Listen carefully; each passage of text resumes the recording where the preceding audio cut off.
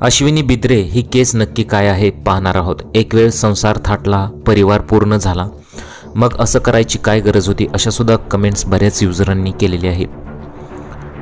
पती, एक मुलगी आणि संसार सुरू असतानाच महाराष्ट्र लोकसेवा आयोगाची परीक्षा उत्तीर्ण होत ती पोलीस विभागात नोकरी करू लागली। लग्नानंतर काही वर्षातच पत्नीला नोकरी मिळाल्याने पती पत्नीचा सुखी संसार सुरू होता। नोकरीमधून पहिलीच पोस्टिंग पुण्यात मिळाली, त्यानंतर सांगलीला बदली झाली। सांगलीत सेटल होत पती पत्नीचा संसार सुरू झाला खरा, पण या सुखी संसाराला नजर लागली। दोघात तिसऱ्या व्यक्तीची एंट्री झाली आणि संसाराचा खेळ झाला। या खेळाचा शेवट वसईच्या खाडीत झाला ही गोष्ट आहे कोल्हापूरच्या सहाय्यक पोलीस निरीक्षक अश्विनी बेद्रे यांची। पोलीस विभागातील वरिष्ठ अधिकारी पोलीस निरीक्षक अभय कुरुंदकर यांनी पीआय अश्विनी बेद्रे यांची गळा दाबत हत्या करून मृतदेह वसईच्या खाडीत फेकल्याचं समोर आलं। या हत्याकांडाप्रकरणी अभय कुरुंदकर सह इतर दोघे दोषी असल्याचं आढळून आलं। या प्रकरणी पनवेल सत्र न्यायालयात अभय व इतर दोघांच्या शिक्षेवर सुनावणी पार पडली। शिक्षेवर येत्या 21 एप्रिलला सुनावणी पार पडणार आहे।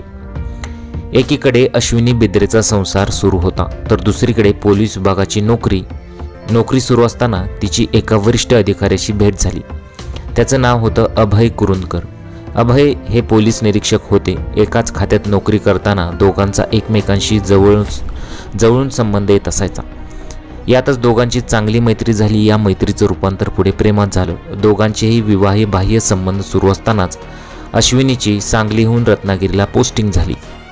अश्विनीची ही तिसरी पोस्टिंग होती। दोघेही प्रेमाच्या दुनियेत वाहत असल्याने अभय अश्विनीला भेटण्यासाठी थेट रत्नागिरी गाठत असे।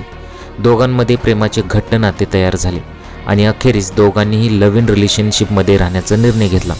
मात्र दोघांच्या या प्रेम संबंधाची गोष्ट एक दिवस अश्विनीचा पती राजू गोरे यांना समजली। आपला पती प्रेम संबंधात अडथळा ठरत असल्याचं लक्षात येताच अश्विनीने 2014 साली आपल्या पतीपासून काडीमोड घेण्याचा निर्णय घेतला। काडीमोड घेतल्यानंतर अभय आणि अश्विनी बेद्रे दोघेही एकत्र राहू लागले। या दोघांच्या संबंधाबद्दल अश्विनीचा पती राजू गोरेला माहिती होती, मात्र अभय पत्नीला आणि मुलांना प्रेम संबंधाची भनक नव्हती। म्हणजे अभयच्या पत्नीला आणि मुलांना प्रेम संबंधाची भनक नव्हती। दोघेही एकत्रितपणे राहत असताना अश्विनी तिच्या मुलीला भेटण्यासाठी आपल्या पतीकडे जात असत। पुढे काही दिवसानंतर तिने मुलीला भेटणंही बंद केलं। पुढे काही दिवसांनी अभय आणि अश्विनी नवी मुंबईतील एका परिसरात भाड्याच्या फ्लॅटमध्ये राहत होते। यावेळी अश्विनीने अभयकडे लग्नासाठी हट्ट धरला, मात्र आपल्या इज्जतीला जपण्यासाठी अभयने अश्विनीशी लग्न करण्यास तयार नव्हता। यातूनच दोघांचे वादविवाद सुरू झाले। या काळात अश्विनीला पोलीस विभागात प्रमोशन मिळालं आणि अश्विनी सहाय्यक पोलीस निरीक्षक बनली। अश्विनी दैनंदिन नोकरीसाठी स्वतःच्या दुचाकीवरून ऑफिसला जायची, मात्र 11 एप्रिल 2016 नंतर ती अचानक गायब झाल्याचं उघड झालं। ज्या दिवशी अश्विनी बेद्रे गायब झाली त्या दिवशी बिद्रे पीआय अभय कुरुंदकरला भेटण्यासाठी गेली होती। त्याचवेळी भाईंदरला जात असताना कारमध्ये बिद्रे यांचा अभयने गळा दाबून मारण्याचा प्रयत्न केला। अभय यांनी बिद्रे यांचा गळा दाबल्यानंतर त्यांचा मृत्यू झाला।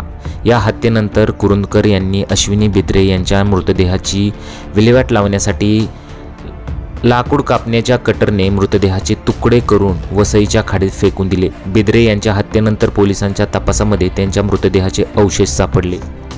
अशी ही घटना होती। आता आरोपीच्या शिक्षेचा निकाल राखून ठेवला आहे। 21 एप्रिलला यावर निकाल दिला जाणार आहे। तुमच्या प्रतिक्रिया आम्हाला कमेंट बॉक्समध्ये जरूर कळवा।